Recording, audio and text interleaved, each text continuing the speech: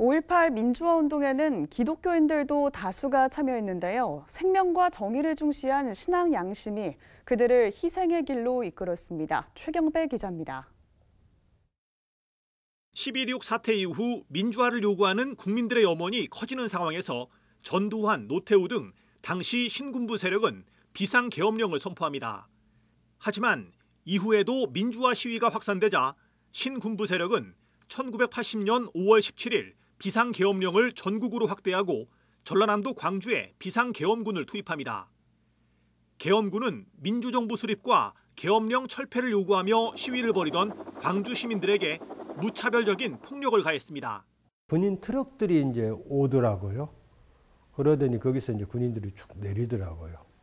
그러면서 이제 열을 착 맞추더니 갑자기 뛰어오면서 옛날에 그 큰 박달나무 몽둥이로 사람들을 사정없이 이제 두들겨 패더라고요. 폭력적인 시위 진압은 시민들을 향한 발포로 이어졌고 수많은 무고한 시민들이 희생당했습니다. 계엄군의 발포가 있었던 5월 21일이 휴일이었기에 유일하게 문을 열고 있던 광주 기독병원은 부상당한 시민들을 치료하는 데 큰 역할을 감당했습니다. 당장 시급한 게 그 통증 좀 없애달라고, 저분들 좀 덜 아프게 해달라고 그렇게 간절히 기도했던 것 같아요. 군복을 입고 있으니까 이렇게 적이 돼가지고 저렇게 이 애기들을 쌌는데 하나님 저들을 회개하게 해달라고, 회개하고 어서 이 나라가 정말 평안한 나라가 되게 해달라고 그렇게 기도를 하죠.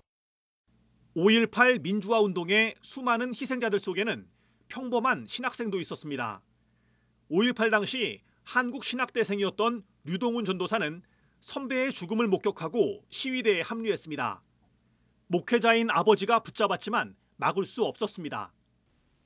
나가려니까는 이제 아버님이 잡으셨죠. 그리고 아버님이 그 지난주 설교에서도 이 누군가가 희생해야 역사가 불안한다고 설교에서도 말씀하셨는데 왜 대개 아들을 잡느냐, 당신의 아들을 잡느냐 이 말씀을 하시더래요. 그래서 아버님이 붙들지를 못했죠, 형님을. 류동훈 전도사는 도청 안에서 시신 수습과 행방불명자를 접수받는 일을 앞장서서 했던 것으로 전해집니다. 류 전도사는 마지막까지 도청을 지키다 계엄군에 의해 숨진 것으로 추정됩니다. 류 전도사의 시신은 계엄군이 도청을 장악하고 난 뒤 한참 뒤에야 발견됐습니다. 나중에 3일 뒤에 망월동에서 그쪽으로 해가지고 연락이 왔더라고요. 확인해라. 형님을 확인해봐라. 얼굴이 부패돼 있었던지 아니면 다른 이유였던지 모르겠지만 굉장히 알아보지 못할 정도로 아주 좀 험악하게 형님 얼굴이 변해 있었어요.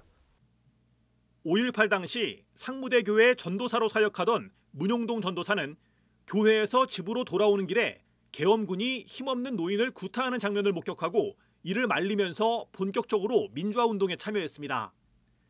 부상자 구호와 헌혈운동 등을 지원하던 문 전도사는 5월 21일 계엄군이 물러난 뒤 도청 지하실에서 무기관리 임무를 맡았습니다. 당시 도청 지하실에는 광주 시가지를 반파시킬 만큼 상당량의 폭약이 있었는데 문 전도사는 폭약이 폭발할 것을 우려해 폭약 뇌관을 제거하고 끝까지 무기고를 지켰습니다. 문 전도사는 안타깝게도 5월 27일 새벽 도청에 진입한 계엄군에게 희생당했습니다. 헬기에서 투항하라고 했었는데 맨 마지막에 둘이 이제 살아남아 있었거든요. 제 바로 앞에 문 전도사가 가고 제가 그 뒤를 따라갔었죠. 그래서 맨 뒤에서 이렇게 문 열고 이렇게 막 나가는데 위에서 총상으로 해서 사살해가지고 제 앞에서 문 전도사가 27일 날 아침에 이제 유명을 달리했죠. 광주 시민과 계엄군 모두의 생명을 보호하기 위해 끝까지 무기고를 지켰던 고 문용동 전도사의 희생은 오랫동안 오해를 받다가 뒤늦게 평화주의자로 재평가되고 있습니다. CBS 뉴스 최경배입니다.